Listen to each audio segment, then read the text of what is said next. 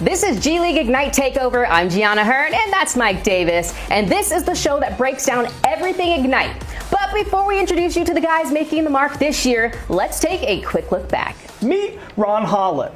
Ron Holland is a star unlike any other. He could be Ignite's #1 draft pick. The first time they've ever had a #1 draft pick, that would be something just to say about this program. They've already had 10 picks. If they could get a #1, I mean, what does their resume look like? What does this guy have so far? What have you seen from Ron Holland at this point? Well, he's a monster in transition. So if you guys are wanting some highlights, get your camera ready, get your binoculars out, because he's going to give you some in transition. I mean, he knows how to go downhill. Defensively, his lateral movement, going one-on-one, he's able to shift side to side, get in front of the guy, and that's why he's able to force turnovers. And that's why we see him in transition. So he's got some stuff to work on. But what he has already is a lot to work with. He's the general manager of Ignite, a role he's been in for 2 years. We're pleased to welcome him onto the show. Ignite general manager Anthony McClish, thank you for being here.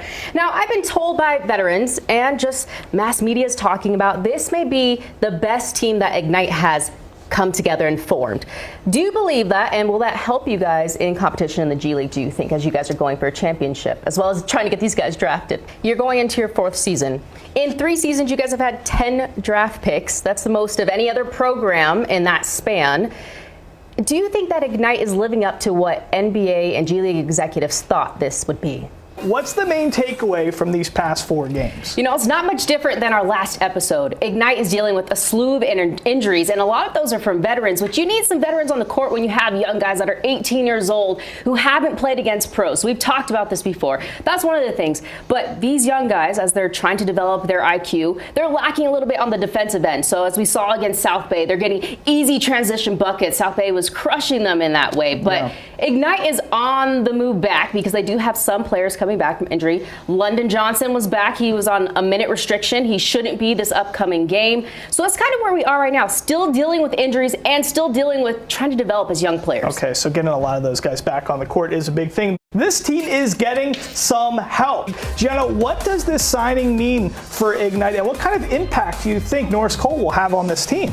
You know, I think it means a little sigh of relief because you're getting a little backup in that point guard area, which we need with David Stockton out, London on minutes restriction. So you need someone that not only has veteran experience, but he has championship experience. So you're going to get a lot of leadership when it comes to Norris Cole. And it was interesting how this came about because when Ignite played in FIBA over before the season started, they're playing against the Egyptian team, and Norris Cole's on that team. So Ignite was kind of aware of him. They saw what happened. Norris came to the team and expressed his interest in playing for Ignite. So that's kind of how it developed. And right now, with the situation they're in, you know, Anthony McClish, the GM for Ignite, said it's about the right time. Think you should do it. Look at that. What's about this young player? Well, beyond that, he's like 6'9", has really good passing touch. I mean, that's probably one of the most exciting things about him. But he's really showcasing now what scouts looked at him prior to the season as a really good person in pick and roll. He's been able to show that in those last 2 games, getting his first double-double. And what I liked about that game is he was doing things from all over the court. Not from the beyond the perimeter, which is an area that he needs to develop, and that's what scouts are looking at. But he's doing things much better offensively, and defensively, he's had to shift because of some of the holes that Ignite has with the depth, but he's doing a good job right now. Okay, yeah. Our next guest is a force in the paint. He's made impact at every level, from winning a state title in high school to college at BYU, and then playing overseas and ultimately making his NBA debut with the Kings in 2020. Well, this team is 0-7 right now. So they're hitting a little bit of a slump. What are you telling the guys as a veteran from your perspective? What can you tell them to help morale in this situation? Well, I think number one. What do you think about that? Do you agree with Coach Johnson? You know, I know he's saying that because of the passing ability that Ethan has, which Draymond is elite at that. So if you're going to throw that name out there, you're going to think that Ethan is going to be elite as well, and he definitely has that ceiling. But looking for his shot, getting more active offensively, that's what we're looking at from him. So we'll see if he does that. He has already the double-double. I think he has some confidence now.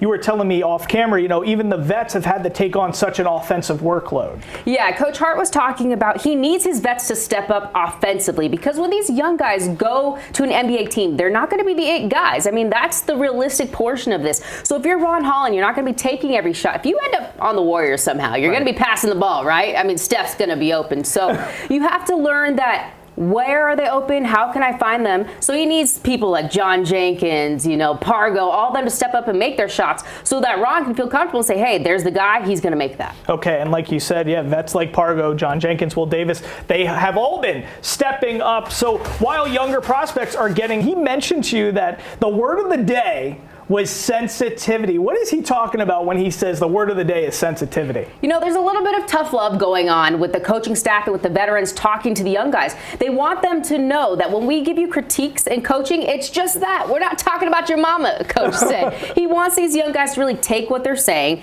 put it into their game, and mature. And so we're seeing some of those guys take that feedback and really put it into their game. Ron Holland, we'll talk about him more, but he's been one of those guys. Tyler Smith, he's been the guy since the beginning that coaches said has been so coachable. That's why you see his game change. But he doesn't want them to take these comments sensitively. So he said, that's the word of the day. Let's move past it. At 0-15, and to finally get a win in a competitive thriller, can you describe what this win means to the players, to the coaches? I think you could really tell by the reaction in that video that we had earlier on. But the young guys, to get a win, they needed this for a morale boost, for a confidence boost. They knew they could do it, but to actualize it is something different. Yes, stepping up. It wasn't the vets, it was the prospects. What does that mean for this team? I think it means the young guys now know that not only can they just be on the court with these guys and the professionals in the G, but they can handle it. They can get wins here. And as long as the team is healthy and as long as the vets can come out there and do what they need to do, they can add more wins to this roster this year. Shooters got to shoot, G, and that's what John Jenkins does. He's a great guy with a great heart. Tell us, what do you think he has brought in particular to this organization? Well, besides putting balls in the bucket from beyond the three, let me show you his stats real quick. 45.9% from the field. 46.7% from the three-point line and 95% from the free throw line. When you talk about someone who's consistent, you think of John Jenkins, but you also think of someone who's efficient, which is incredibly important for young guys to learn as they're coming up to the NBA. Because someone like Ron Holland, you can shoot, but we don't want you to shoot 40 and only make 10. Right. So I think what John Jenkins is doing is leading by example on the court and off the court by, he has a mental coach, which him and Modest Buzella share now. Really? And so there's so many other things beyond the game, beyond on court that he's sharing with them. He's not like the loudest, like I mentioned, but he's showing them the little things it takes to become a pro. And there's so many little things that it takes that go unnoticed. But John is the type of veteran you want on your team if you're going to help these young guys get drafted. Welcome back to Ignite Takeover. We're joined right now by Las Vegas Aces center and two-time champion Kia Stokes. You're in the building. Thank you. Thank you for having me. You've really committed to Las Vegas, but let's talk about Henderson specifically. You've come out to some of the Ignite games, and on the last home games, you were actually a color commentator. You're on the broadcast with me. You also really loved watching Ethan Almanza. Of course. Plays the same position as you. He got the overtime game winner. What do you like specifically about him? Because you really know that position well. His hands were great. He was finishing well, and I was super excited. She couldn't contain herself. When she said super excited, she couldn't sit. Well, because he got it off an offensive board, too. Now, Gianna, more than anything, what does York bring to this team?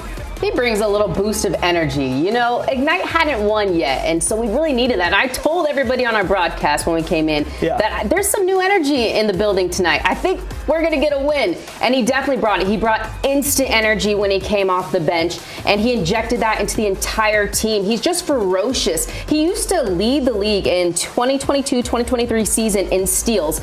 So, having him and having Ron Holland on defense really just allows us to have transition buckets and get those points, which Ron really does well when he can do that. So he's just adding the energy, but also he really can produce shooting, which is what we need from our veterans.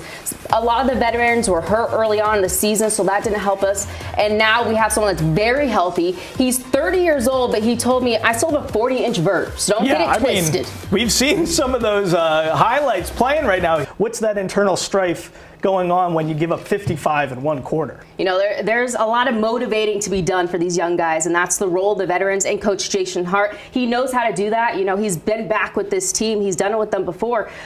It's going to take a lot just to keep their spirits and their morale up, but if they can do that, they can come back home court on the 19th at the Dollar Loan Center and really not only shock themselves, shock the fans and say, guess what? We're Team Ignite. We're the top prospects. We have it, but they're facing off against professionals that have played in the G League. Some have played in the NBA. And in that last loss against the Salt Lake City Stars, they're playing against 3 top picks. They're playing against a two-way player. So they had almost a starting 5 of NBA talent that they were facing. And so when you have, what would be the equivalent of 19-year-olds, college freshmen going up against NBA talent, you're going to see some of those cracks. But this is a developmental program, and right now they're facing some of those developmental struggles. To be winless at 0-3 with this level of talent? I think because this roster was touted as the most talented roster ever constructed for Ignite, there obviously is going to be a lot of expectations, but we have to be realistic. These players would have been 19-year-olds in college. Right. They would have been developing for 4 years or at least a year in college. They don't have that, and they're going up against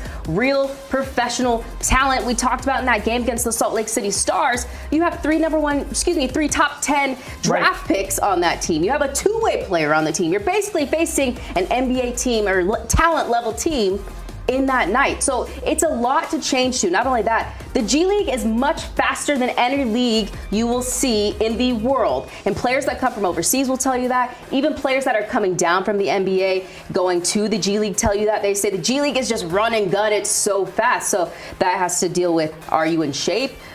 Your basketball IQ, do you know where to go in defensive sets? I mean, there's so much that goes into it that these young players are just getting used to. So everyone, if you're a little concerned, just calm it down a little bit, because they're finding their footing on a team that has a lack of depth right now with all the injuries. Eric Mika is such a big piece for this team, and he's out. London Johnson, he's a big piece as a returning point guard. You have David Stockton, who's been in this league for a very long time, and he holds one of the assist titles in our league, but he can't do it all himself. So let's give him some grace. All right, we'll give him a little bit of grace. I know his shooting stroke is smooth. You can be a good shooter in practice, but Tyler Smith is proving he's a good shooter in games. And not only is he making the baskets, but at an efficient rate. You talked about how he was from the field and from the three-point line. If you can do that, you can carve yourself out a spot in the NBA if you're also a good defender. 3-and-D guys are what they're looking for. Someone like his length. Yes. Tyler Smith could be a shoo-in if he can develop that defense a little bit more. But he was stellar. In our preseason show, we didn't get to talk about him. Exactly. But he was my person to look out for the season, and he showed why in those first 2 games, even that 3rd game. Tyler Smith is someone to watch, one of these top prospects on the team. Listen, everybody at home, I can attest to that.